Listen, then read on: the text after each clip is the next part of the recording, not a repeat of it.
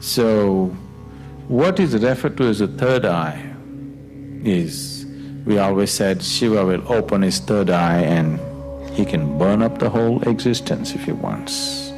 You need to understand, this is a dialectical culture. You don't take these things literally, logically. You need to always read behind it. Unfortunately, people start interpreting it as a logical thing and its whole thing is so badly distorted. Dimensions which cannot be expressed logically are always packed up in these kinds of stories so that they are preserved without distortion. So Shiva opens his third eye and either everything burns up or he sees everything clearly. So third eye is not a physical thing. It is just that if your energies reach a certain peak within you, you have a new clarity of vision of life. You see everything from a completely different dimension. So you start seeing things, it's an inner eye we say. We can say you can turn it inward or outward, whichever way you turn it. So these eyes are only outward. You can't roll your eyeballs inward and see what's within you, isn't it? So third eye is both ways. If you want, you can turn it inward or you can turn it outward. Whichever way, you are seeing life beyond the normal limitations of your perception. Your perception has risen beyond the physical. That is the third eye. Why is it connected to a particular spot in your body? Among the 7 chakras, the 6th dimension is called as Ajna. Ajna is located slightly above where the eyebrows meet. There are 3 dimensions attached to it. These 3 dimensions are traditionally named after Shiva, 3 different forms of Shiva. But these 3 are actual experiential points in the body, where if your energy moves to that point, your experience of life alters itself. The whole process of whatever spiritual process you're doing consciously or unconsciously is fundamentally to move to a higher plane of perception, isn't it? Yes? You call it God, you call it Kundalini, you call it yoga, you call it what you want. But fundamentally, the whole thing is to raise your perception from a limited physical perception to a higher possibility. So if your energies are in the lowest chakra, which is referred to as the Mooladhara, food and sleep will be the most dominant factors of your life. Only food and sleep. You will not know anything else. If your energies move into Swadhisthana, then you are a pleasure seeker. You enjoy the physical world in so many different ways. If your energies move into Manipuraka, then you are a doer in the world, you are an achiever. If your energies move into Anahata, you're a creative person. Maybe you're an artist, you're a painter, you're something, you're more creative about life.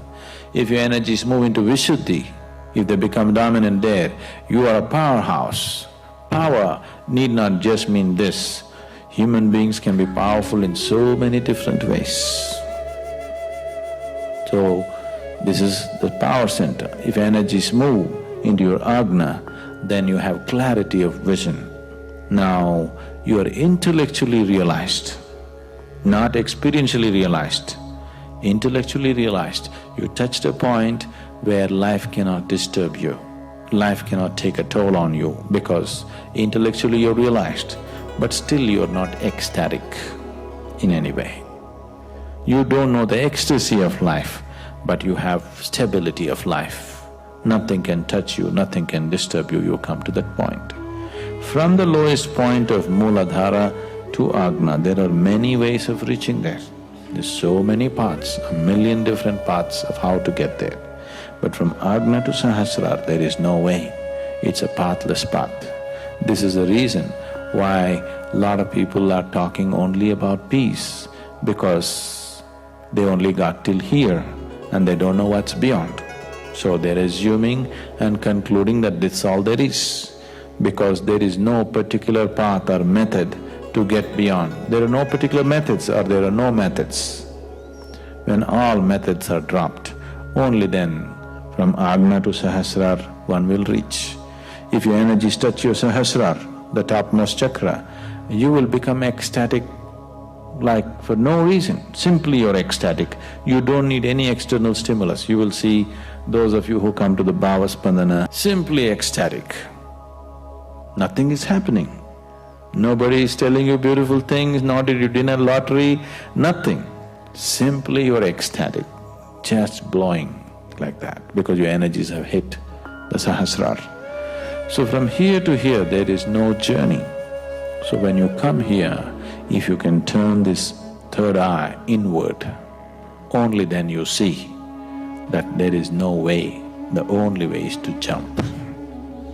To jump into total emptiness, either you must be crazy or you must have absolute trust in somebody else's word. These are only two ways you can jump into nothingness, isn't it? Either you must be crazy, that you don't care what happens to you, or you have so much trust in somebody, if he says jump, you will anyway jump. These are only two ways. So, the third eye is something that gives you a total clarity of how things are, how life processes. When I say life, don't think of life in terms of waking up in the morning, eating, going to the party, not that life. Fundamental life, life as you, life as an entity, life as a basis of existence right now.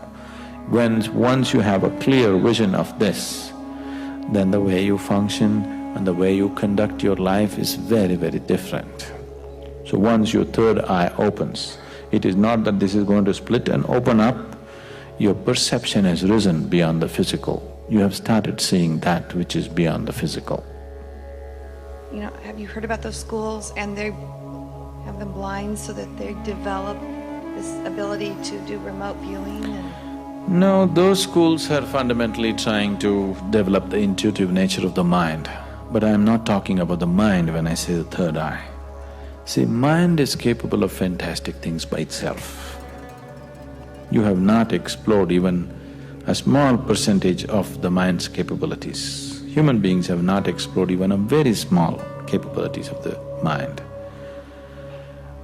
What they're trying to do by closing off the eyes for a certain period is to develop an intuitive mind. See, for example, a person who is visually handicapped, his sense of the other four senses are very high, isn't it? Have you noticed this? Their capability is so uncanny about how they hear things, how they know things just by the direction of the sound is so uncanny. So that is about heightening a certain aspect of the mind so that they become intuitive. That's a different dimension. If even in India, people who want to train in astrology, people who want to train in predicting other people's lives and things, they shut their eyes off for long periods so that they learn to use their mind in a particular way. When I say third eye, we are not talking about the mind at all. It doesn't involve the normal process of the mind. It's a different dimension by itself.